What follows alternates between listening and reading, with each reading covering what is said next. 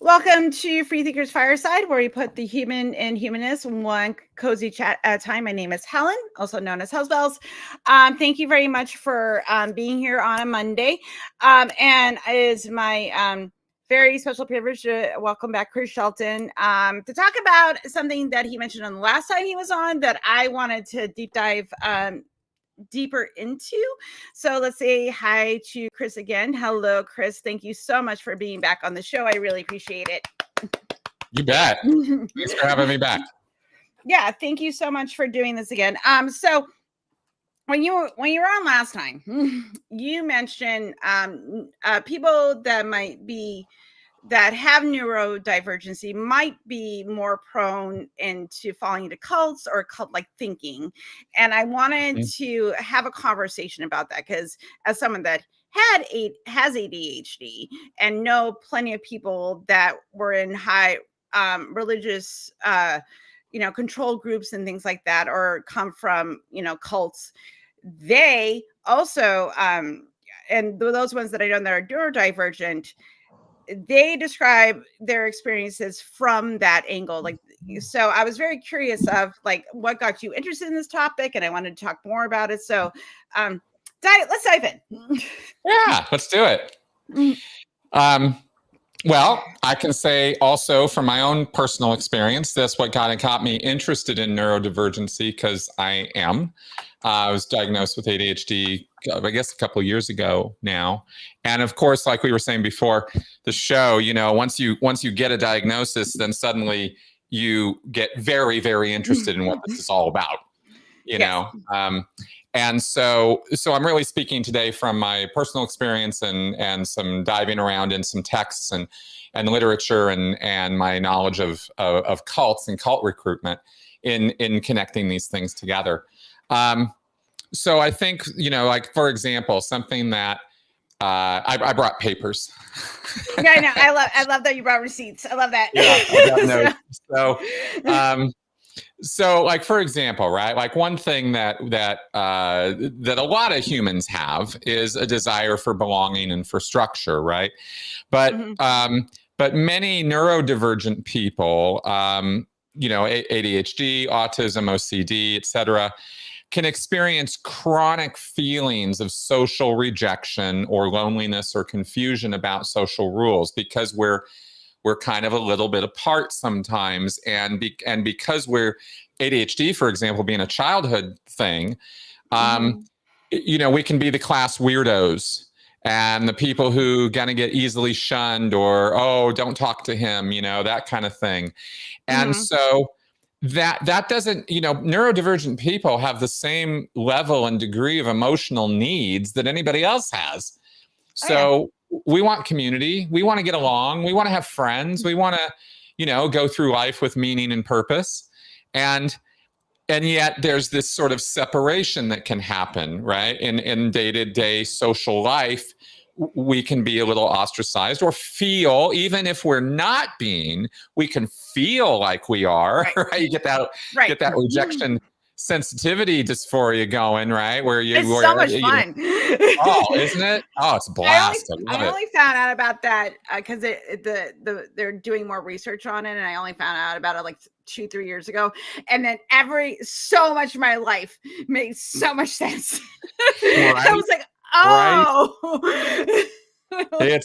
It really clarifies a lot. Yeah. It really does. Now I don't feel like I'm crazy. It's just all chemical imbalances in my brain and not being overly sensitive or, and it's definitely helped me not adjust the reason why I was, being a people pleaser, and that leads in where I would imagine if you're in a cult that to not have the dysphoria to fall into those pleasing patterns, very much so. Oh, very much so. And believe me, I completely empathize with that because my whole mantra from about the age of 15 forward was, if I just make everybody around me happy with me, I'll be happy, right? Right. Yes. Yes, I had the same mantra as a teenager, and it carried up into my like 40s. Yeah, me too. Right. In fact, that was part of my wake up call out of Scientology, is when I realized that I'd finally accomplished that, and I wasn't happy at all. Right. It was like, this ain't working. This doesn't work at all. But it can set up, we can struggle with social norms. We can struggle with trying to fit in or having clear rules for how to navigate relationships. And cults, there's things about cults, right? And one of them is that everybody's on the same page. Oh yeah, real strong on the same page. Everybody's on the exact same page. Yeah, like and you're not allowed to deviate from that page. Everybody's on page 5. That's right. This is what we're doing. And so if you're looking for structure, if you're looking to have definite rules of how to get along with people, if you're looking for predictability in your relationships and your environment, and this is something that certainly, I can feel safe in saying that, neurodivergent people do crave that, then a cult could be a very inviting place to go. And the way that it presents in recruitment or in retention is, hey, this is home. This is a place you can come. We're going to welcome you. And of course, with the love bombing and the other things that happen, it really does feel like you have found your people. Right. So that's a pretty big one as to, just one of many we can go over here today. But just that alone can be, can bring a great deal of initial comfort to someone, who feels like a social renegade or outcast maybe. And a cult solves that problem for them. Yeah. It's sort of interesting because, like, as I was saying before the show, like, I can definitely look back at my life and see, like, where I could have fallen into, like, a high control group. Like, I can, at certain points in my life, it wasn't anything, not that anybody, like, approached me or anything like that, but, like, but at certain points in my life when I felt very lonely and isolated and I didn't feel like people understood me, and having this sort of, like, outsider feeling most of my life, that and this constant need for belonging human beings have, that I could find myself falling into a group that would promise me, all the love and care, that I could want, but with a cost.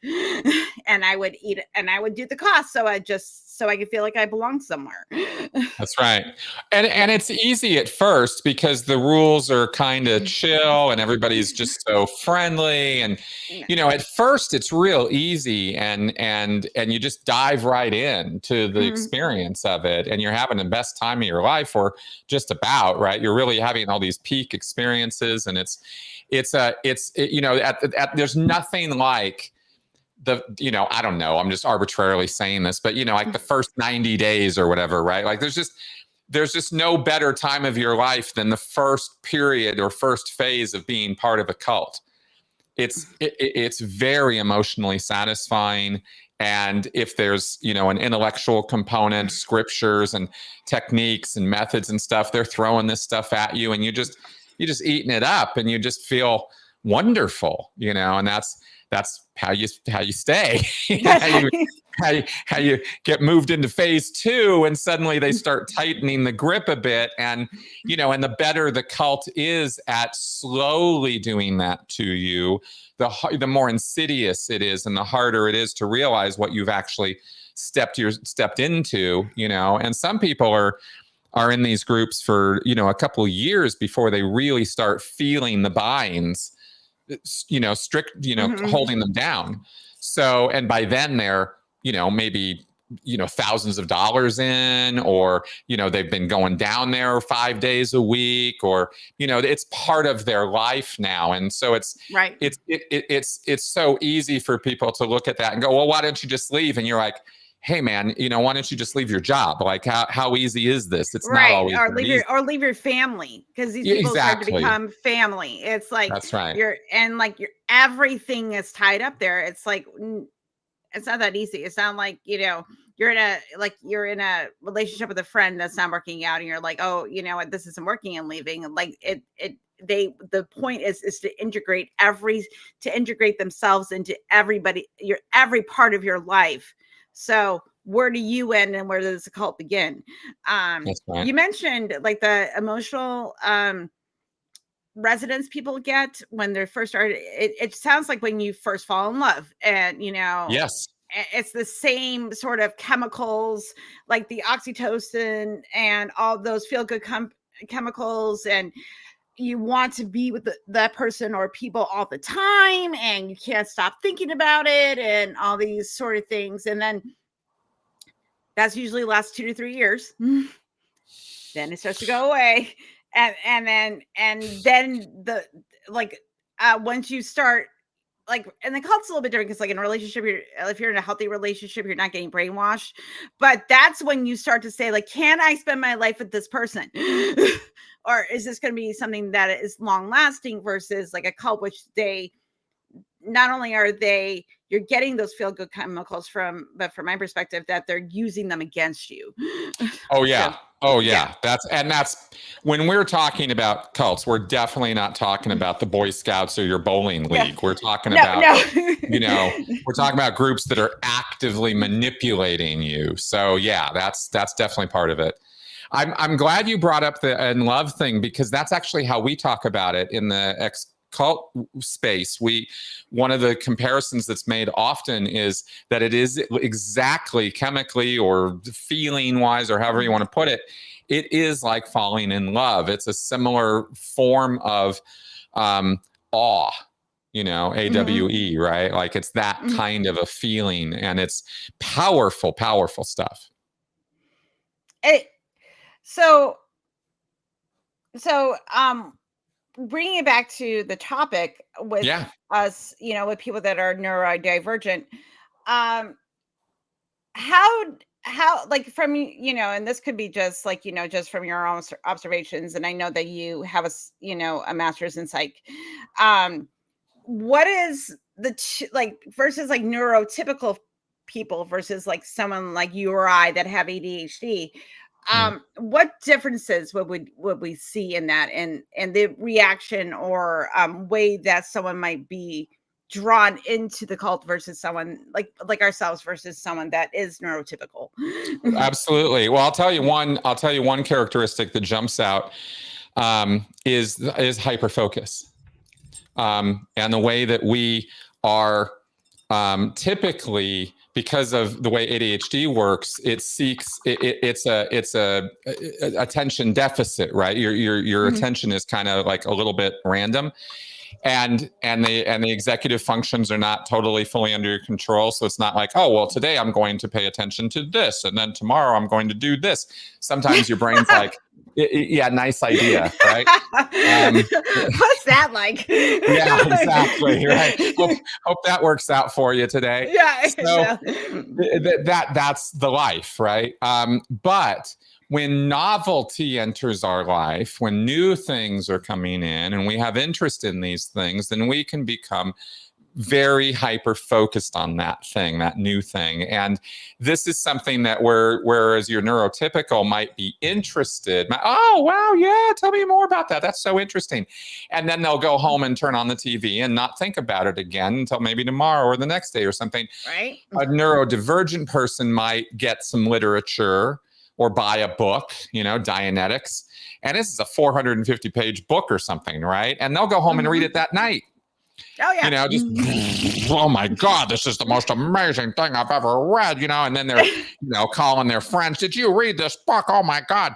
And that hyper focus can actually work against them, because here they are in a hyper focus way, absorbing the propaganda and indoctrination of the cult and its bullshit materials like Dianetics, the modern science of mental health, right? or whatever, you know, or they go down and pick up the Book of Mormon, you know. Here we go. I don't like the Bible, but this book, wow, this is interesting. And down the path of Joseph Smith's fantasies they go, right? And so that hyper focus is a way where we're a little bit more susceptible to that recruitment process, that initial interest phase. It's not 100%. It's not like hyper focus is, you know, this on off switch that we can just, you know, have. Sometimes it turns on, sometimes it doesn't, but novelty tends to be a trigger for it. Right. And so, so that can happen, and that can be a way that people sort of speed their way into a cult, whereas a neurotypical person might not. It's interesting because when you mentioned like I've read I've bought a book and know that I need to like go to bed at like 2 o'clock in the morning, and I'm still reading like because you become hyper focused and you're like, and it's this feeling of newness that we crave. It's like novelty. Like if something's like, why do I do a podcast? Because I get to have discussions about things that I find interesting, and then it gets my brain going, and I'm like, oh, cool, new things. But if you had to make me sit down and do like a dissertation, I would want to kill myself. I don't want to do this. Like I did want to kill myself during my dissertation. I was like, I don't really want to write my thesis. No. It can literally feel like you're uncomfortable in your own skin trying to sit down to do these things. It's the absolute worst. And I have a very noisy. Oh, one second. I have a very noisy kitten that wants my attention and needs to be let out of the bedroom. So we're serious. He's a very nosy boy. Say hi. Say hi to people. Oh, look at that little cutie. Yeah, he's my roommates, but I'm a very good Auntie Helen. So I'm gonna evict you from the bedroom. Okay.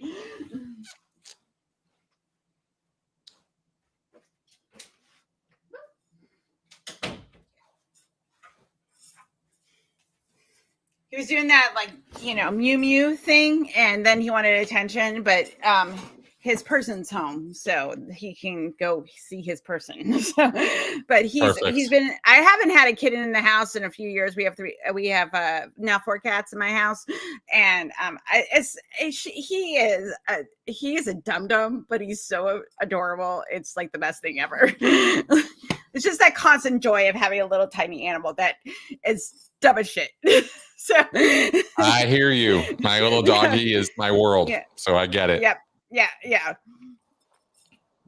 So bring me back to what we were talking about. Yeah, no problem. No. So I was mentioning the thing about hyper focus being a sort of a weakness for us, right? In terms of cult recruitment, right? Or getting involved in a cult. Yeah. It's not a weakness for us overall, but if we get focused on the wrong things, and it's in a similar way to how you will see people go down those internet rabbit holes of conspiracy theories, and they're just consuming video after video after video of flat Earth, right? And then and then 2 days later they're convinced that NASA is trying to spy on them and ruin their life. So it's in that sense, it can be a pretty big weakness for us. I was mentioning the social norms and the sort of social disagreement or problems that people can have, but there's also another level that works at is moral ambiguity. People with OCD or autism, apparently, again, this is just per stuff I've read. This is not something I have subjective reality on. Right. But, the one thing I do know for sure is that cults have a very rigid view of the world. That's part of what makes them a cult. You don't have a easy come, easy go, turn the other cheek kind of attitude in a cult. And they therefore end up almost across the boards you will find very rigid systems of good and bad and right and wrong, what's acceptable and what's not, right? This morality. And for someone who craves order and structure and, you know, OCD, autism, you know, various places on the autistic spectrum, and to a degree, ADHD folks, right? That moral clarity or this sort of the absolute certainty that a cult will offer in its dogma and its morality can be very, very inviting, because the world is a very morally ambiguous place. So everybody's got their own ideas about things, and you're okay, I'm okay. And in this post-truth world we live in now, the very idea of truth itself as a concept is pretty much under attack. So it's a pretty loosey-goosey place out there, and standards and rules and guidelines are, you know, I don't know, roll your own. I don't know what's right, what's wrong, who cares? Well, some people really have a hard time navigating life when that's the attitude that keeps getting thrown at them, right? So a cult solves that problem for them, and boy, does it solve it. I mean, it solves it with authority, right? Oh yeah, Scientology's got a whole book. Here's a guidebook. You just gotta, like, I'm going to show you the path now. Just follow me, and everything will be fine. Exactly. Yeah. Exactly. Right. Here are rules. If you follow these rules, you're gonna be okay. You're gonna be great. In fact, you're gonna be immortal. Right. I mean, this is, again, Mormonism, Christianity, which has cults in it. I'm not saying all of Christianity is a cult, but Scientology, certainly. You know, here you have in Scientology, there's a whole book just about ethics. And it's got like this entire couple chapters of rules and crimes and high crimes and misdemeanors that the church has defined. It's not civil law, it's the church's law. And you know, and these are the things you must not do. And of course, this includes things in cults like thou shalt not publicly speak against the cult. The cult, right. Thou shalt not have opinions of thine own. You know, so this can be, again, though, at the beginning stages, this can be a very appealing thing, and it can retain people in a cult because they'll start thinking, well, look, this place is a little overbearing. It's authoritarian. I don't know that I like all of this. I want to drink the coffee. I'd like to have a drink on Sundays or something, right? Like they want to push back against some of those rules, but they don't want to go back out in the mushy world of everything is just kind of who knows. And so they'll stay in the cult, you know? Yeah. Yeah. And I can appreciate that because, like, until I had a solid foundation of, like, you know, understanding that I have to make my own meaning, I wanted answers. I wanted things to be simple, and I wanted something, you know, but then over time I realized, well, don't be a dick. One, and two, like, the only meaning we have is the ones we put, the one that we put into it. And for someone that likes, and like ADHD people really do like structure, but we want the structure to be but we want it to be flexible. like yes. You get too rigid and we're just like, oh no. Like, that's right.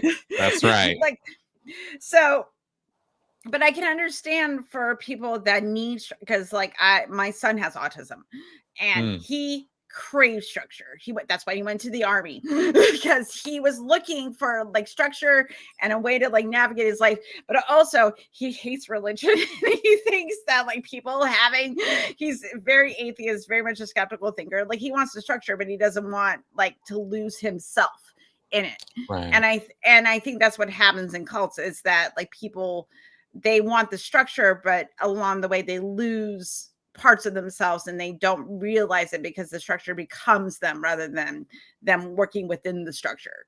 That's a great way of putting it. That's exactly what happens. Yeah. And another way of saying it is your identity becomes the identity of the cult leader to some degree. You start becoming like an alter ego of your guru. And you definitely lose yourself in the process, definitely. Building on that business we were talking about again of the sort of, a lot of neurodivergent people get bullied, or they get excluded, or even can often feel, I mean, you tell me how this has worked out for you, but often there's a feeling of just not being understood. That happens a lot. Right? Yeah. It's a weird feeling. Like, I know you felt this too, where I think it's just the way our brains work. And you and I, like me and a neurotypical person could be looking at got into a fight with the exact same person. Okay. And we're seeing it two totally different ways. and you're trying to explain not only the context of the fight, but why you're feeling the way that you're feeling, and you're trying to communicate. They don't get it. They're like, why do you feel that way? Like, I didn't get that. And I'm like, let me tell you about my emotional dysphoria. and we'll have that conversation. It's just a totally different way of, and also the way that we process information, and the way that we're able to remember things that we didn't know we picked up. And then all of a sudden we start spouting it out, and we're like, oh, it's a very different way that our brains are structured. And also that feeling of we've been told so long that we're lazy. We're not lazy. Our executive function doesn't work well, and exactly that we have that feeling that we know what it is, but there's still the stigma that happens that we're not understood. Like, I'm not a lazy person. I just don't want to scoop my cat box right now. Like, whatever it is, That's right. Well, I'll tell you, I run into this all the time in working with people who come out of a cult system, because this is a term that gets used often in self-negative talk and in what other people will tell them. And from as far as I'm concerned, it is almost impossible to be part of a cult and be a lazy person. These two things do not go together, right? Because when you go into a cult, it is taka. Let's work, let's study, let's work, let's study, let's go out and tell people about it, let's make some money, let's do this. You're always doing stuff, and there's constant demands on you to be active in the group, not just come down to the Christian Science reading room and sit around reading. Work, man. We got stuff we got to get going, right? We got a mission and we got to accomplish it. So when people come out of these groups and start calling themselves lazy, I immediately know, okay, either somebody's in your ear or you're in your own ear and feeding yourself bullshit. Because if you were in a cult, you ain't lazy. Right. It's not obviously absolute, as anything is not absolute, but it tends to work out more often than not. Right. And I bring all this up because in addition to feeling, again, excluded or a little bit of an outsider, you can also feel very alone. Yeah. Because you're not being understood. Right. Or people are misinterpreting or labeling you with things that aren't true. But you don't maybe know the words, or you're not educated in the condition, or you're buying into the labels, and it just doesn't feel right. And your emotional needs can't be met in a situation like that. You can have friends, but if they're always kind of aloof or distant from you and never really understand you, then how close are you really going to feel?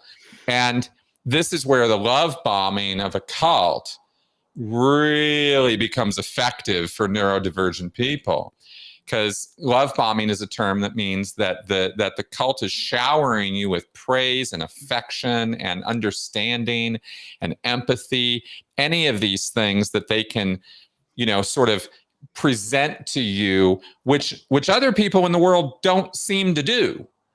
So here's something like totally like, wow, you really care about me. This can like just wow, right? And it can really bust open a person to become much more vulnerable with these people who are love bombing them than they should be. Right. But I've never had anybody talk to me like this before. I was 15 years old when I first went in and walked into a Church of Scientology. I'd been raised with the principles and understood a lot of the stuff. But the first time I actually walked in and did their personality test and did the whole thing, and ended up getting a whole lot of love bombing. Right. Nobody had talked to me like that ever, and these were adults talking to me like this. I'm 15. I was like, I can't believe how accepting these people are, how understanding they are. I was in high school. Ain't nobody giving me this kind of attention in high school. Oh no! Oh God, no! Right? So it was like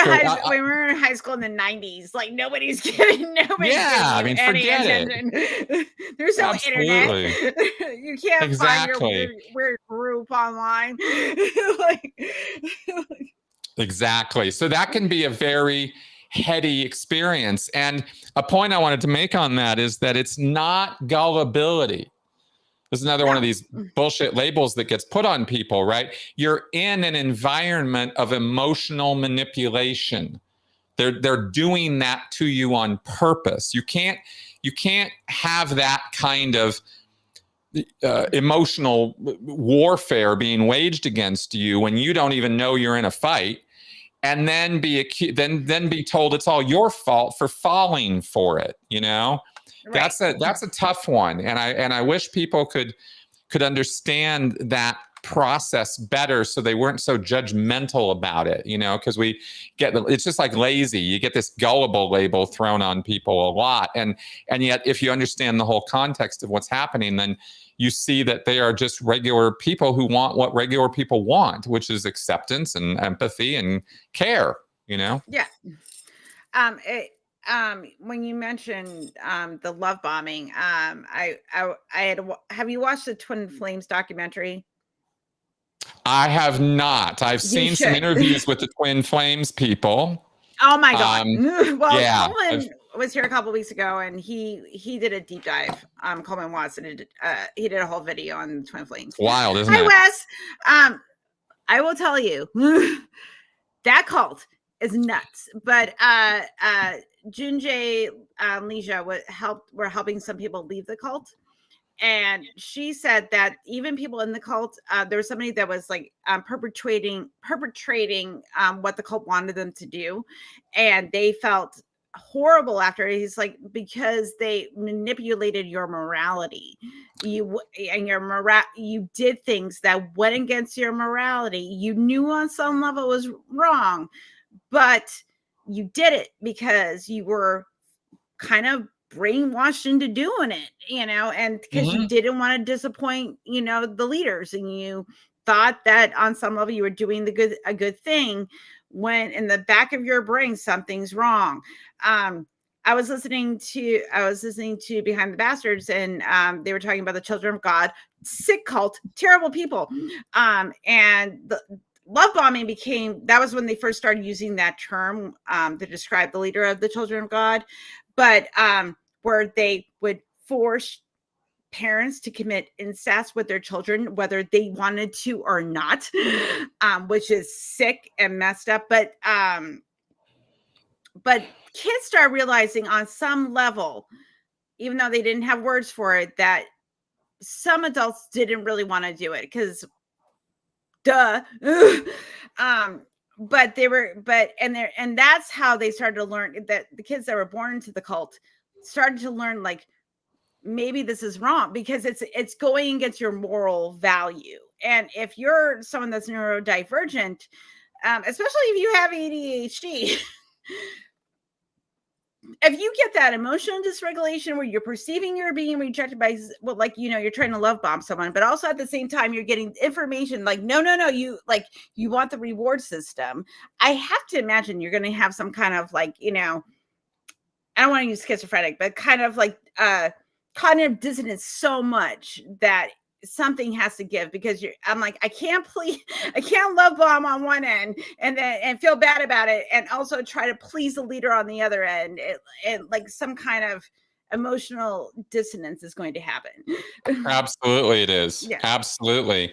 Now, this actually kind of feeds into another point about this, because especially, I think, again, this is more when we're talking about people maybe who are on the spectrum, or, certain, I don't know, call it cognitive profiles or something, right? Yeah. You can miss there's certain conditions where there are social misunderstandings or an inability to perceive certain social cues or certain mannerisms and interpret them for what they are, or see, a person who's predatory but see them as the opposite, right? There can also be language or tone misunderstandings, or they'll just miss it entirely. There are people who, for example, I mean, just to like for the audience, like sometimes we miss sarcasm. Any of us, right? In any situation, neurodivergent or not, somebody's being sarcastic and you don't recognize it, and you have like this inappropriate reaction to what they're saying because you don't detect the sarcasm. Well, imagine that kind of thing, only it has to do with when they're love bombing you, or when they're ordering you around, or when they're telling you stuff, and you're missing cues or expressions or whatever that maybe a neurotypical person would pick right up on. And so that can be, and especially when they start messing with the language. Right. Because loaded language, I think we've talked about that before. It's a huge part of manipulation and control of people, is to mess with the language and give special definitions and special labels and thought-stopping cliches and stuff like that. And neurodivergent people might not pick up on that stuff and therefore miss red flags that a neurotypical person would pick right up on. I see. Yeah. I can imagine, like Rainier did this when he was in NXIVM. Like he would use psychological terms, and then he would redefine them, know. And if I can imagine, like, because not everybody is well versed in psychological manipulation. Not like they're versed in psychology, like in pop psychology, like they'll just describe anyone that's selfish as narcissistic. I'm like, no, that's not what that is. No. Or someone that, is very neat as OCD. I'm like, no, that's not what that is either. So, just pop psychology versus, and I can see if you are not well versed in, I mean, I'm just using this as an example, like well versed in what OCD is, what narcissistic personality disorder is, how it really manifests, so, and like, we've gone to school for this, so we understand, how it's described. We know enough that we can say, no, that's not what you think that is, But if someone's learning about pop psychology terms and then starts redefining, someone that, like, let's say you're in a cult and one of your friends wants this, like, hey, I don't think this is a group that's good for you. And then start using like, well, they're selfish and they're narcissistic because they want you to leave and it's only about them. You don't know actually the cult leader is narcissistic and your friend just genuinely cares about you because they twisted the definition of what narcissism means. That's right. That's right. Yeah. That's a perfect example. That's exactly right. And they, or boundary violations, here's, because they like to, they really want to like close the space with you. Right. A lot of hugging and touchy, feely. Let's connect, right? It's this sort of artificial empathy that is created in a cult. And it makes a lot of people, neurotypicals would much more quickly, again, this is all very, very broad, speaking very broadly here, right? But neurotypicals generally would push back and enforce their own boundaries faster than a neurodivergent person might. Yeah. Well, especially if, like, I can, I know from my myself, and like I have a history of sexual abuse, and I have ADHD, and if if physical affection was a part of a cult, and I haven't learned to develop healthy boundaries. And you get it, and you're in that space where you haven't healed your trauma and you haven't worked on it, but you're taught. I'm just using, like, this is, again, if I can look back in my life, when could I join a cult? This would have been one of the times. You get someone that hasn't dealt with that, and then they don't know how to have healthy boundaries. And not only are you people's, like, invading your space, but they're also love bombing you. Like, you're going and you don't know how to say no. You don't, like, but they're also making you feel really, really good. That's how it happens, like, I mean, like, that's why, like, the free love shit turned into cult stuff in the 70s, because everybody was banging. Right. About being free love, where, like, hey, you should be able to sleep with who you want outside of marriage, and that type of stuff. It turned into, like, well, yeah, you're gonna fuck, but you have to fuck people within the cult, and you have to fuck people that you may not want to have sex with. So that's right. That's right. Or, I mean, Jesus, this can go all the way crazy to, the OTO, right? Right. What we were talking about. I mean, woo, right? Woo, that's a fun one. Because I have to go to the bathroom. Keep talking. So talk a little bit about weird physical and emotional intimacy in cults. Why I go to the bathroom. So hey, well, here we go. No, it's wild, because the OTO specifically has sex and magic rituals, and they rely on the sexual act, or shall we say, fluids and things connected with that. Trying to keep this relatively R-rated, not X-rated, for their rituals and for their practices. And I'm not, there's different grades of people who are involved with this stuff. But the sex part isn't even about pleasure. It's about achieving some spiritual state or some psychological altered state, you could say, where they are trying to tune in the same way that maybe somebody who's taking peyote or mescaline or LSD is trying to tune in with the cosmic forces. And so sex becomes a medium to touch the metaphysical. This is definitely Aleister Crowley territory, right? This is OTO, Thelema stuff. And it's still practiced today. And there's other groups in other countries and areas that do similar stuff. So that's a thing. And I think it's confusing for anybody, because there's so much emotion and biology connected with sex and sex adjacent things that I think it's very, very easy in an environment like that to introduce cult-like thinking easier, right? Because you're creating emotional and physical confusion, and you're trying to achieve these higher states of awareness. And so people are like kind of looking and hunting and feeling and trying to contact their elemental spirit or whatever it is they're trying to contact.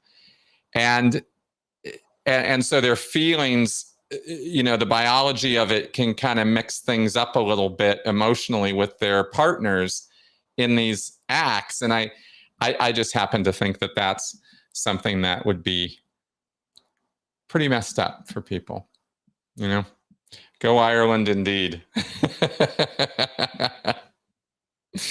Anyway, that's another aspect of where. Oh, hey, Helen. I was just describing how the emotional and physical confusions connected with sex-based rituals. I heard it all. That's why okay, cool. AirPods.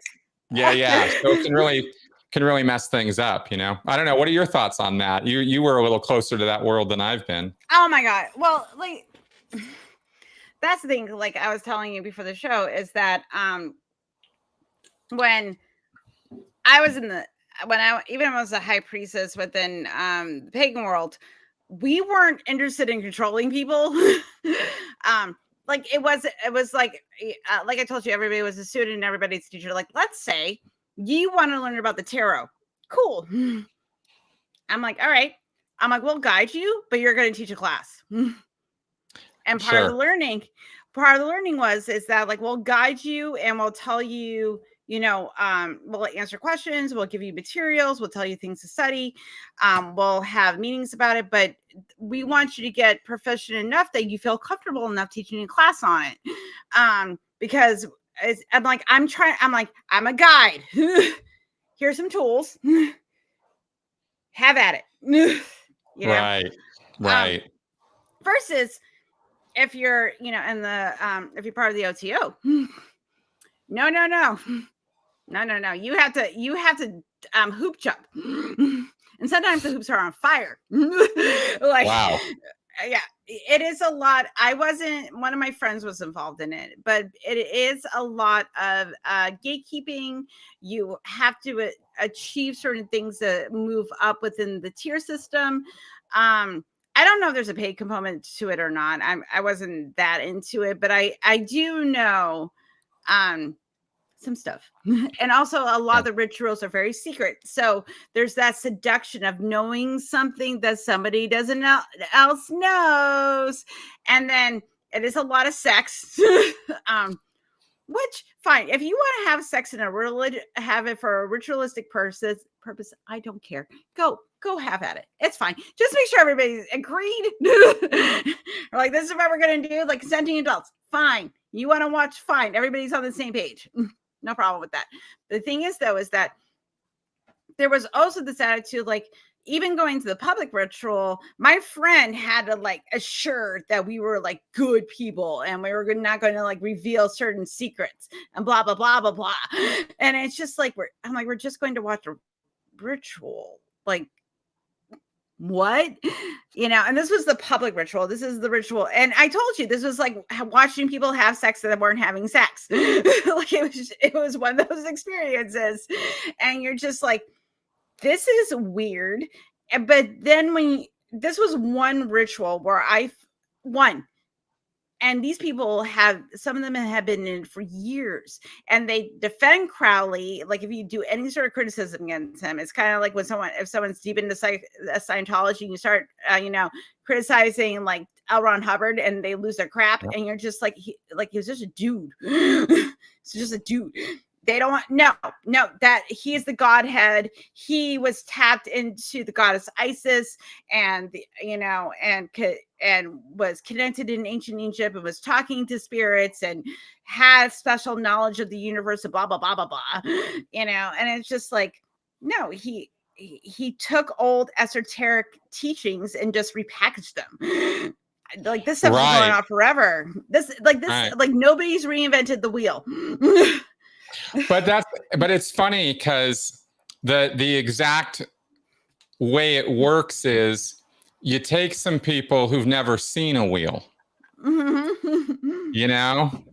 then you're like, hey, look at this. And they're all like, look at this wheel. Oh my goodness, I didn't know. And of course, there's a million wheels all over the place, but they're not looking at that, right? And so they think Crowley or Hubbard or whoever is like this source of truth. And that's, I can't even begin to stress the importance of that core concept of what a cult is, right? Is it's where this guru figure is the source of truth. So, all that criticism is really, if they accept the criticism, then they have to bring the guy down off the dais, right? They have to bring him down off the, off the mountain. And that means maybe all these things they've been doing and all these sacrifices and things they've been doing and money they've been paying and et cetera, was all just a big waste. And ain't nobody wanting to go there. Right. So it's easier to just go, no, you get the hell out of here, you disbeliever, you apostate, you loser, just get rid of you. because that way they get to keep their source of truth, you know? Right. And it's wild what people will take as truth. I mean, you go down some flat earth rabbit holes, you're like, God damn, I thought I'd seen everything. Oh, there's so much that I'm just like, I didn't think that was a thing. But okay, like I was talking to one of my dear friends, and I have a group that comes over. These are people I've been friends with, and they play D&D.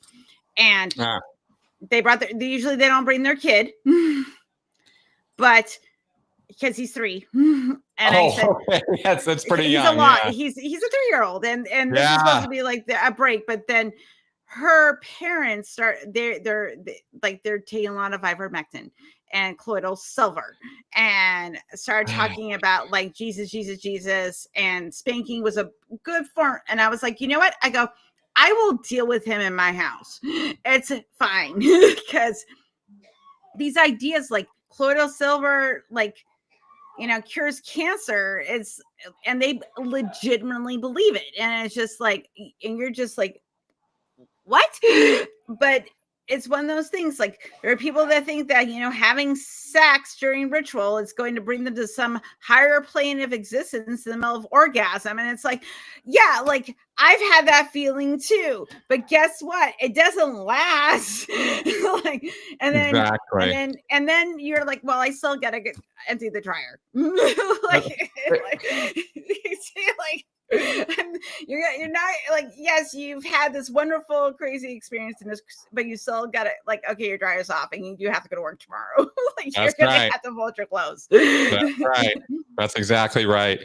It's one of the just since this is kind of, I feel it's kind of interesting and fun to talk about. People in general, again, this isn't necessarily neurodivergency versus neurotypicals, but but people in general have a very, very gross understanding of human transformation and what it takes, right? If you want to change yourself, change your life, change your habits, it's a discipline. It's not an event, you know? Right. And people think a peak experience is going to be the thing that's going to introduce long-term change, and it's not. Because our psychology doesn't work that way, right? You can have a peak experience and it can last for a period of time, but as you mentioned, right? Yeah, I got to go to work tomorrow. You know, that's what made me think of it. I gotta put my laundry. I still gotta like, you know, pay my water bill.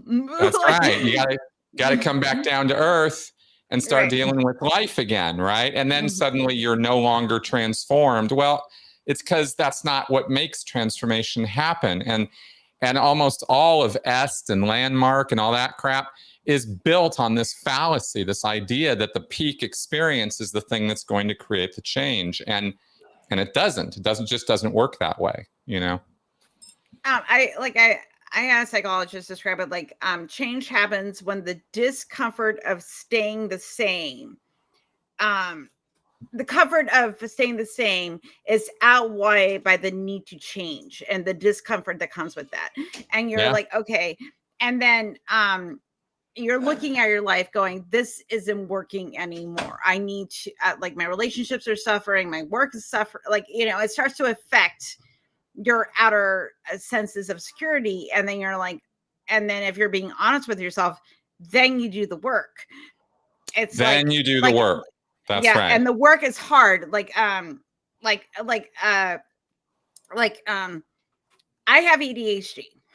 It's not fair, but it's my responsibility. It's just part of my brain. It's something that I have to work at every day, because I live in a neurotypical world. But also, if I'm honest about it and have conversations with people, that's the work, and saying like, hey, I need these accommodations for me to be successful. Are you willing to adjust and meet somewhere in the middle? That's part of the work. And a cult, you're just being told, you know, what to do. And there's no negotiation. There's no room for growth, because you're going to have these moments of peak experiences and they're going to feel really good at the time, like an orgasm, but you know, give it a couple days, you know, it's like those people that go on these, like, you know, ayahuasca trips down in, like, you know, Peru or whatever. And they go through, these changes metaphysically in their brains, and sometimes they stick. Like, you know, they go down there for addiction treatment, they take some ayahuasca, they're not addicted to cigarettes anymore, and I think that's great. Yeah. I think that it does happen because it rewires the brain. But there's other things, like you have familial trauma that's not going to be cured, you know, by taking ayahuasca. Like might help you reframe your trauma, but you still got to go to therapy, and you still got to do the work and do the healing the long-term healing process of that. And cults say, hey, you know what? We're your family now. And you don't have to work with that. Yep. That's right. That's exactly right. Let me do one thing real fast, because it's getting real hot in here. Let me turn my AC on and see if we can not affect the sound too bad. I'll be all right. All right, I'm back. Okay, good. Okay. Yeah, I just had to hit the button there. If it gets too loud, let me know. I'll try to bring myself closer to the mic. It sounds. I can't hear anything. So. Okay, great. Good. Yeah. Very happy about that. I was going to say that the thing that I try to get across to people with transformation is it's a perfectly valid thing to want. Don't get me wrong, that going and having the peak experience, it's not necessarily a bad thing, right? You skydiving or go to a concert or you have sex or you do whatever you're going to do, have your peak experience. But the work is discipline. It's disciplined work. You know, you got to establish a schedule, or you got to decide to do it every day. Or you got to decide to change the habit, and you got to push it in, right? And very rarely do people have the peak experience and then, oh, hey, wow, I never crave a cigarette ever again. Really? Right. Really? Right. You know, I mean, okay, you know, if you say so. I think that there's some discipline involved in this, and what I love to point out to people with that, just is because it's kind of fun with the words, is you discipline. It comes from the word disciple. I know. So you know, you need to kind of become a disciple of the thing that you're trying to do the change in. You know, you got to learn about it. You got to study. You got to like knuckle down and make those changes very, very proactively. Otherwise, you will be swimming in an awful lot of disappointment in your life, you know? Like, well, it's one of those things, like right now, I know I need to lose weight. I know I have to do the discipline part. I just don't want to right now. Like, and just be realistic with yourself. It's not like, because I've done it before and I can do it again, but I'm realistic about it. Like, I'm like, right now I'm choosing not to. And that's, but also I know that because I've done it in the past, I have the capability to have that discipline, you know. It's but also, like, it takes I think it takes a month to break a habit if you're active. Something like that. 2-3 weeks, something like that. Like for your brain to rewire. Like, you know, like if you're like someone that quit smoking, like it took about a couple, like I would say almost 2 months for me to like completely like knock it off. I didn't go and I didn't do like patches or anything. I was just like, I'm just gonna like slowly cut back, and then eventually I was able to quit. Do I have a cigarette every once in a while? Sure. I had one yesterday. I'm not going to sit there and pretend like, you know, I don't, but because I've introduced that discipline, I'm just like, I don't really smoke anymore. I don't buy cigarettes. Right. I barely smoke. Occasionally when my friends come over, I'll have a cigarette or what I'm drinking at a bar, and that's it. Exactly. So, exactly. And I try to tell people that I work with to not beat yourself up about it. Right. It's a day at a time. Sometimes it's an hour at a time. I get it. You know, I mean, my own mother said, you know, the two hardest things that she's ever had to do in her life, one, have me, because I was this big ass long birth, right? It was like 24 hours of getting me out of there. And two, quit smoking. Yeah. You know, it was just really, really hard for her. And some people, not so much, right? Addiction is a spectrum thing. And so, so I try to encourage people to not beat themselves up too much about this. You know, life is meant to be an adventure. So take it a day at a time and do the best you can, you know. Yeah, and when you fall off the horse, you get back up, and it might take you a little bit to get back up, but like, as long as you're trying, like, every little incremental thing that you do and you stick to it will change your brain. It just takes a while. Yeah. That's right. And I don't think people appreciate, and I think, like, if you get, like, people that, fall into addiction, and, like, let's say they stop drinking, or they stop doing their drug of choice, and then that pathway, though, hasn't really been fixed. That's why they'll turn to, like, a cult, because it's going to feed the same emotional reward system, Yeah. And if you are neurodivergent and you've had an addiction, it's like, okay, well, I gave up, the alcohol or whatever, but I still need, because I think for, like, I because the way that I self-regulate, I do it through, now I do it through talk, like, I talk a lot, but before it was like, I would, to stifle it, I would, do advice. And I think if you don't know that you're doing that, you don't understand your own psychology, especially if you are neurodivergent, you are going to seek it elsewhere. And especially if you're getting emotional acceptance and social acceptance, you're going to fall into some of these cults where you're like, we'll give you what you want. We'll help you feed your addiction that you were like, because a lot of people that have addiction problems are neurodivergent. I imagine that is absolutely true. And, and I can totally track with that.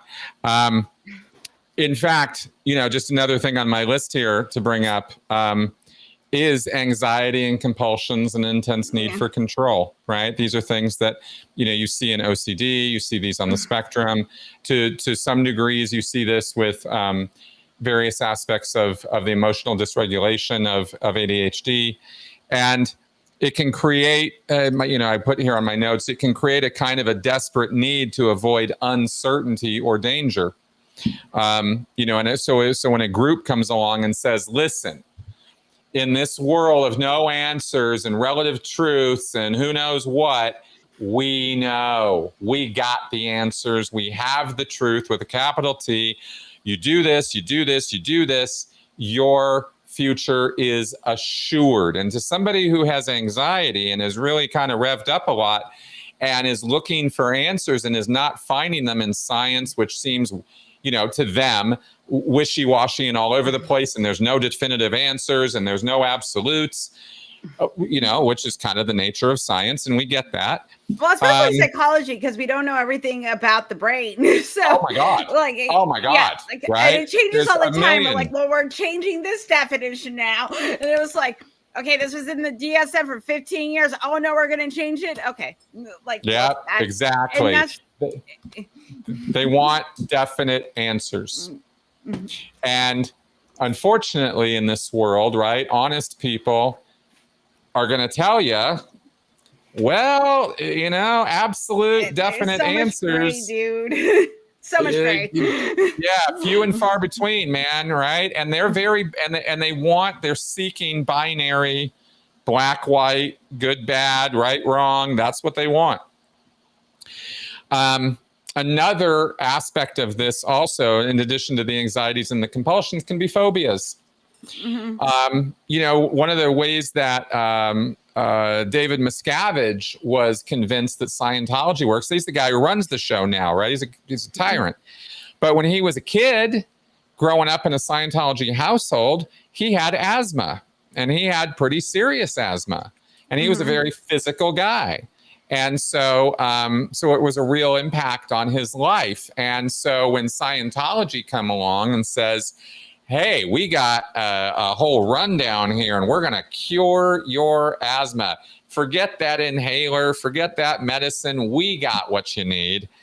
And you deliver a peak experience to somebody, like an auditing session in Scientology, and it's very much like inducing an awe experience, right? Awe kind of experience. And that can psychosomatically, you could say, sort of psychologically, relieve chronic conditions for a period of time. Yeah. And the person will believe they are cured long enough to join the cult, get in, go deep, you know, maybe a month or two or whatever it is, whatever the situation is. Everybody's different. And then they're in a cult, right? And the asthma came back. I mean, Miscavige wasn't cured any more than I'm sure Tom Cruise wasn't cured of his dyslexia, but he won't admit it because that's the whole origin story for him getting into Scientology, right? So it can become this really... He's getting the positive reinforcement over and over again. So, you know, like... That's right. I'm not saying Tom Cruise is a bad person, but because I don't know him. I don't know him as a person, but I do think that, like, if you are constantly being told how wonderful you are, you're going to excuse a lot of stuff, you know, and he has influence and power, and, you know, and I get it. You know, do I think it's healthy? No. Do I think he should reevaluate his life? Yes. But I also, like, what is his motivation to leave? Exactly. And that's what I've mentioned to people many times with Tom Cruise, is he is a true believer. It's not him, John Travolta as well, right? These celebrity Scientologists are not there because they're being blackmailed. Elizabeth Moss is in the cult, and she does in a whole TV show about a cult, and I'm like, whoa, girl. Wow. Yes. It's okay. It's almost Olympic Olympic level of cognitive dissonance, you know? Yeah. It's mind numbing. Like, girl, you're doing the Handmaid's Tale. Like, what? Yeah. It really is something.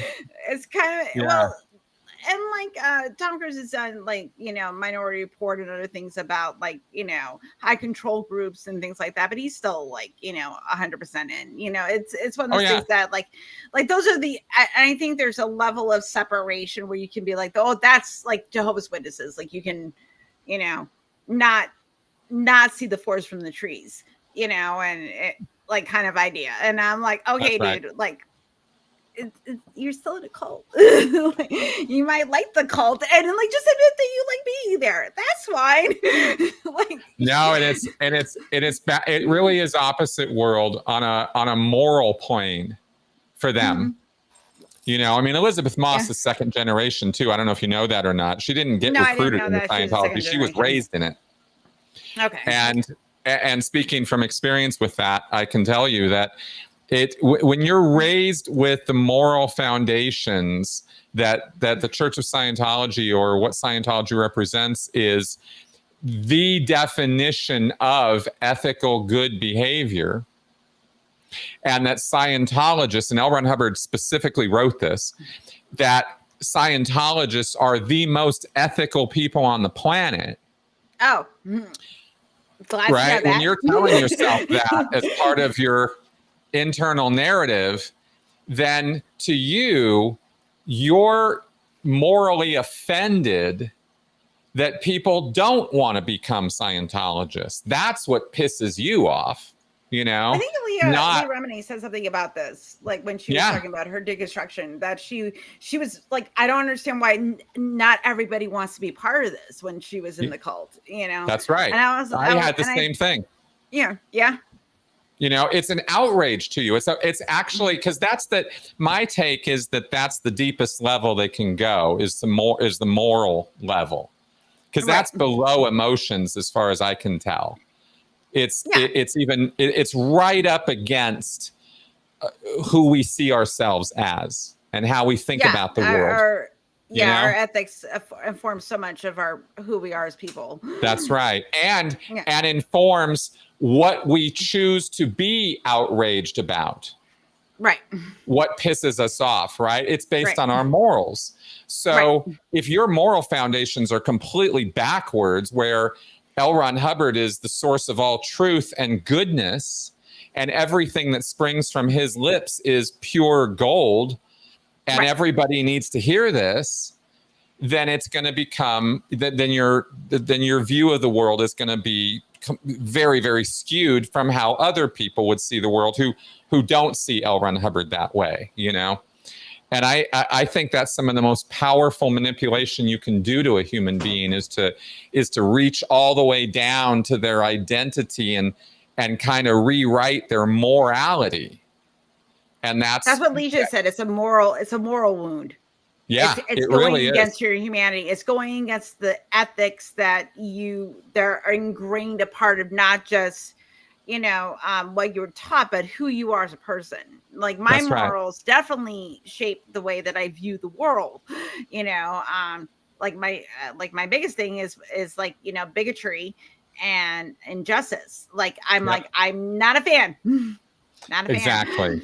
Not a fan. And I will sit there, and if I went against that morally, but if I was indoctrinated into a cult, that it was the opposite. Like, you know, if I suddenly became like, you know, white supremacist, you know, it would go against that moral code that is ingrained into the self, you know. Then if I did against that, it would kind of fuck me up. That's right. And that's why it takes a while for the deepest parts of what cults or extreme religious beliefs do to you. Sorry. It's not I put this up. I love Hancheer. What's that? I put this up from Hancheer. Oh my God. That was so funny. Thank you. I love you. That's hilarious. Thank you. Anyway, go ahead. Stop asking for my nudes. Anyway, I think that in the atheist secular world, we bump up against the same issue all the time, and maybe don't talk about it this way, but it is how if we kind of know that on a social plane, religion is the number one source of morality for most people on earth. Yes. And so when that's controlling, you know, and that's how it controls your entire worldview and makes people who are extremely religious do things that are morally reprehensible. Correct. You know, I mean, war crimes. I mean, stuff that you're just like, how could you possibly think that's okay? Well, because my religion says so, right? And so it's again, it's identity and the psychology of it. But I think it's I just don't think there's any level of a human being you can mess with that is gonna be more powerful than messing with their morality.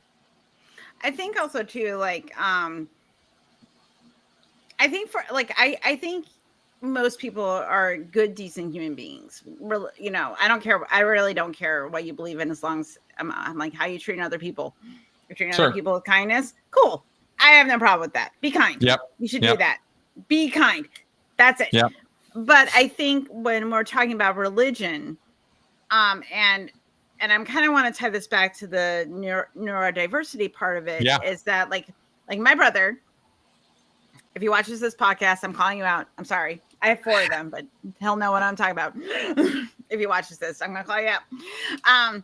He and I got into a discussion on Facebook, and he was defending a moral argument that I did not agree with. And it was something, and I said, and I sat there and I'm like, listen, I'm like, you spend all this time arguing over this one point because it was part of your religion, versus when I know that your moral code would not tolerate this now.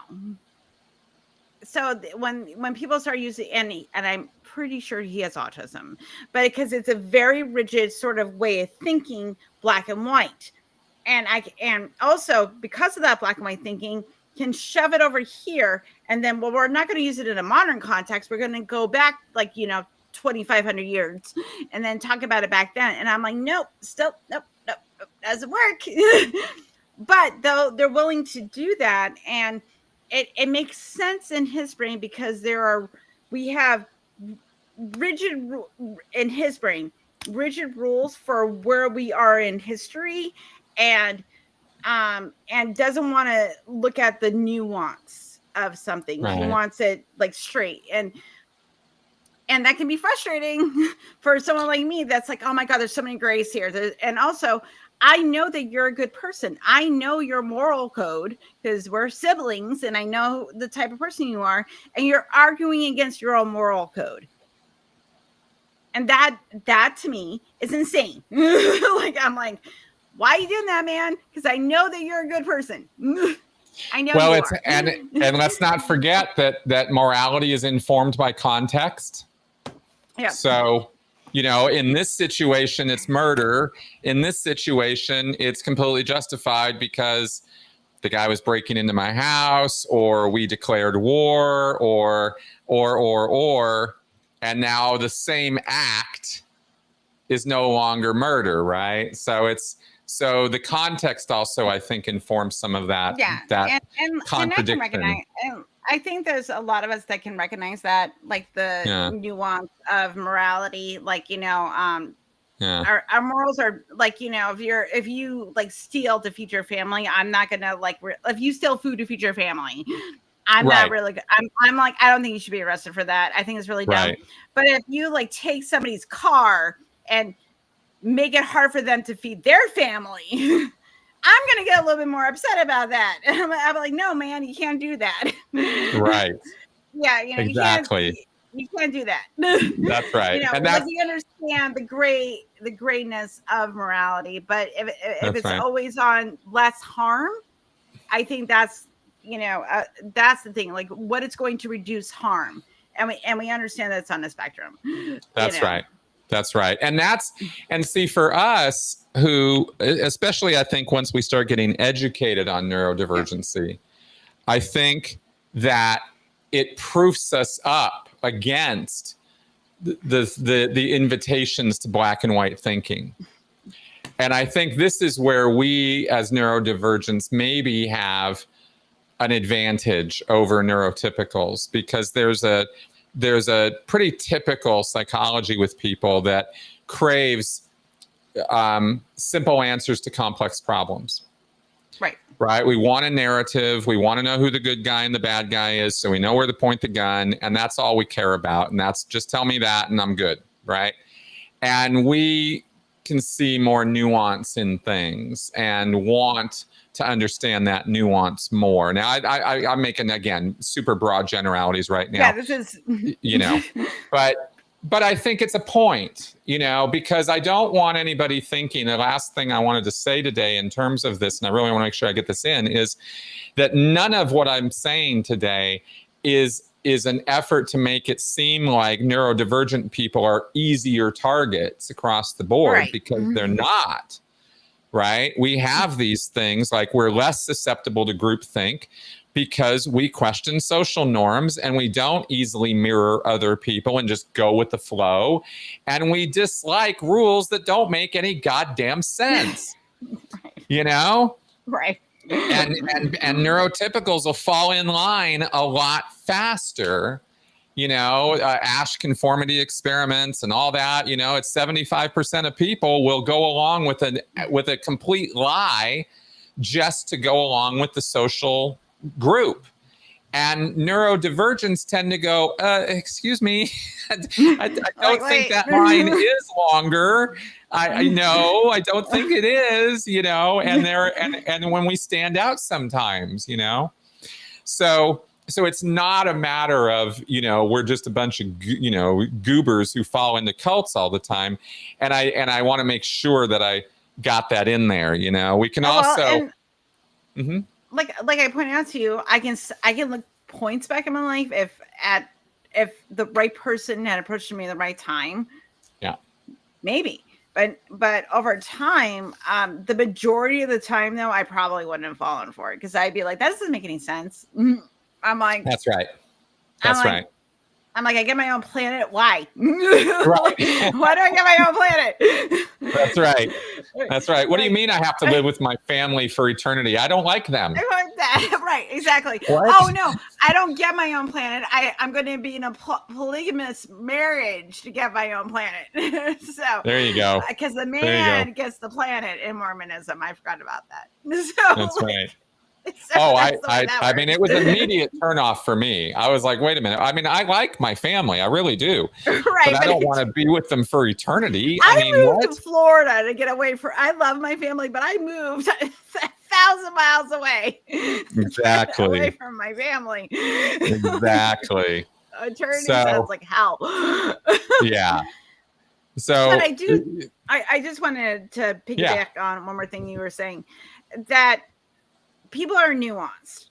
Like, there are neurotypical people that will, you know, they look at cults and they're like, this is just silly. Or there's plenty of neurotypical people that are in cults.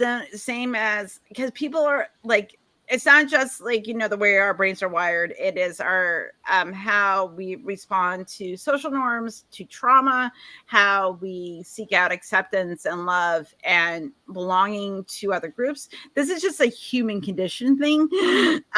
But those of us that are neurospicy, our motivations of why and why not we might be in a cult maybe just look a little different.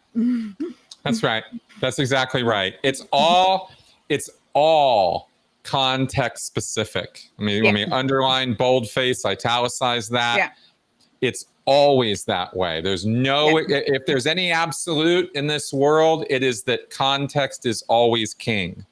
It always matters, the situation you're in, the age you're at, the social situation you come from, the language you speak, all of it, the time of day, whether you're hungry or tired.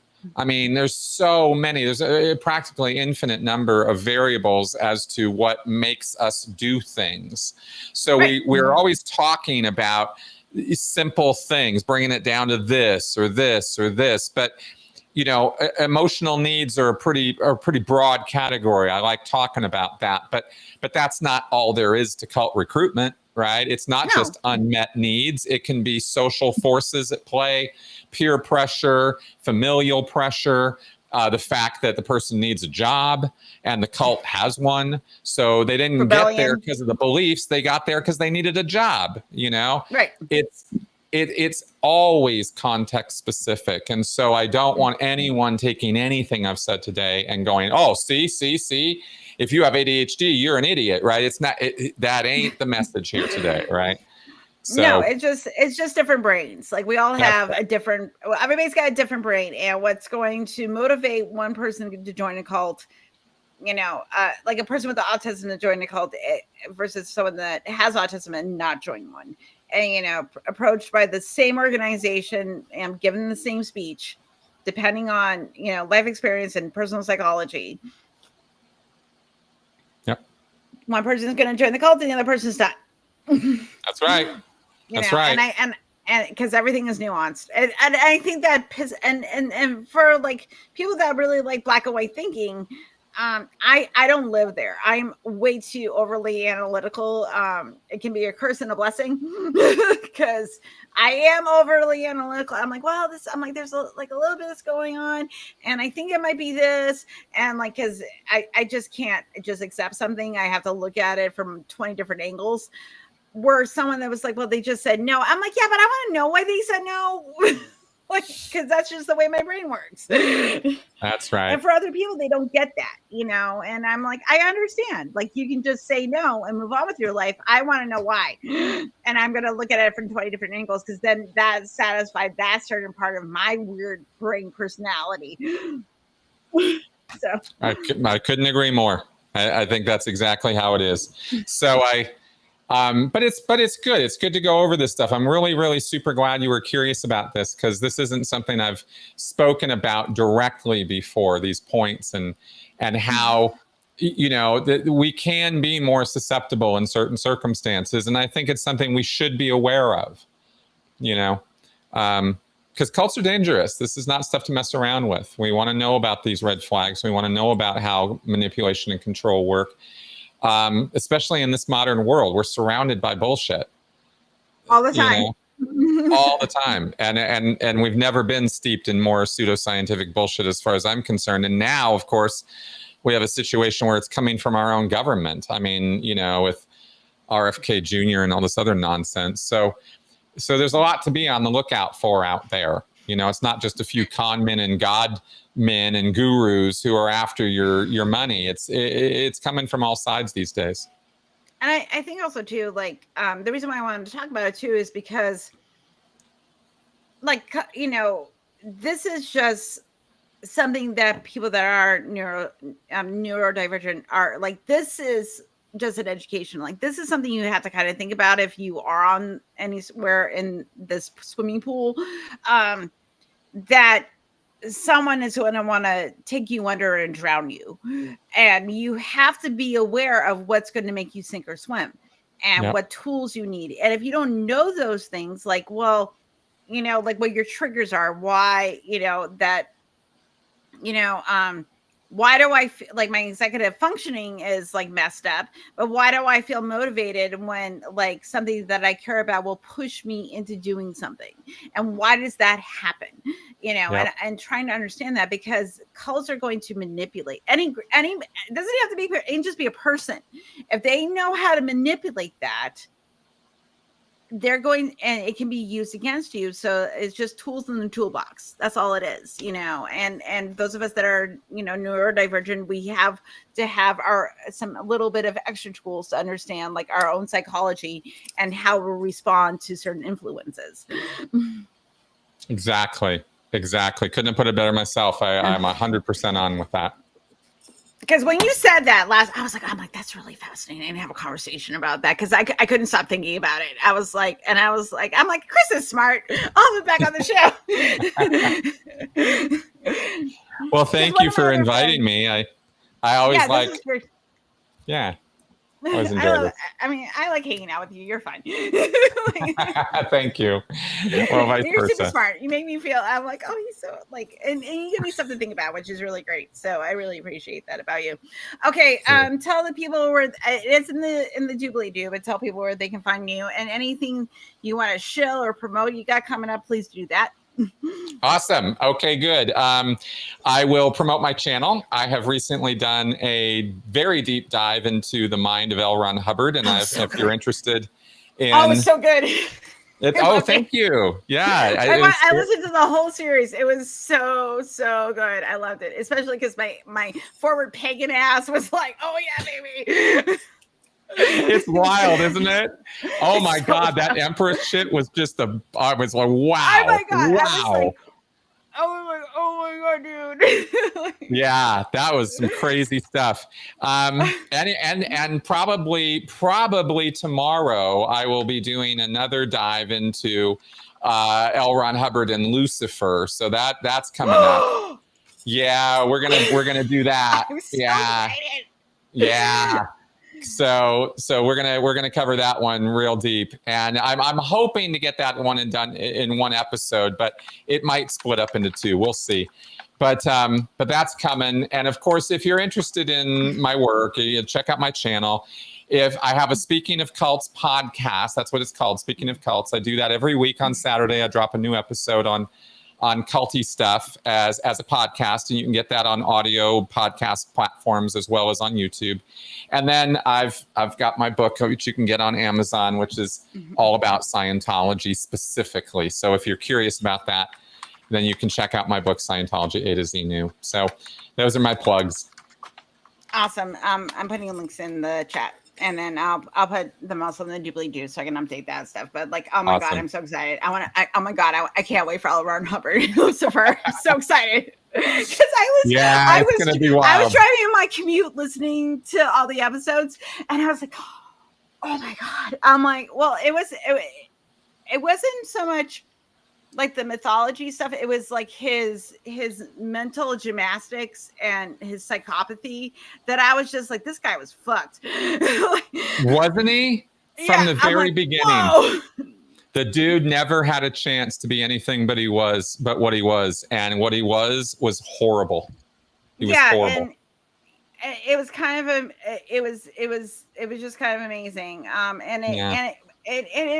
like, there's a certain like, and Empathy, I kind of have. It's a weird one. Like, it's kind of like how I have the same empathy for serial killers. Like, because like there's certain aspects of like what made them who they are.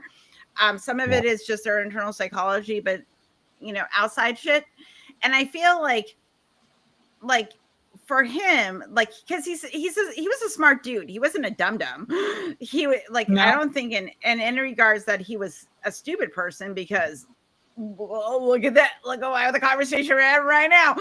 So, but I think ultimately, though, is that underlying need of wanting control, but also that everlasting human need of connection. But he went about it all wrong. Oh, all wrong. Completely wrong. It couldn't have gone about it more wrong. Yeah, exactly. So that's right. So dudes, I highly recommend you listen to this, because it's if you like aren't interested in Scientology but want to know how like a psychopathic person thinks, like you should just listen to this, because it's wild. So I highly recommend. So thank you so much for being here. I really, really appreciate it. Thursday, I have John the Skeptic on, and we're going to talk about the importance of community and in the secular spaces. This is something we constantly keep talking about, but it's important, especially since things are crazy nuts so right now. Jonathan Roundabush, if you are a member of the CA, you know who John is. And then the following week, I have Captain Dadpool on Thursday. So I got stuff coming up. So if you want to be on the show, email me here. Do that. In the meantime, please like and subscribe. It's usually every Thursday. And then sometimes I do things like this where Chris comes on like a Monday and we talk about cults and shit. So it's great. All right. Thank you so much, Chris, for being here. This was wonderful. This was a really great conversation.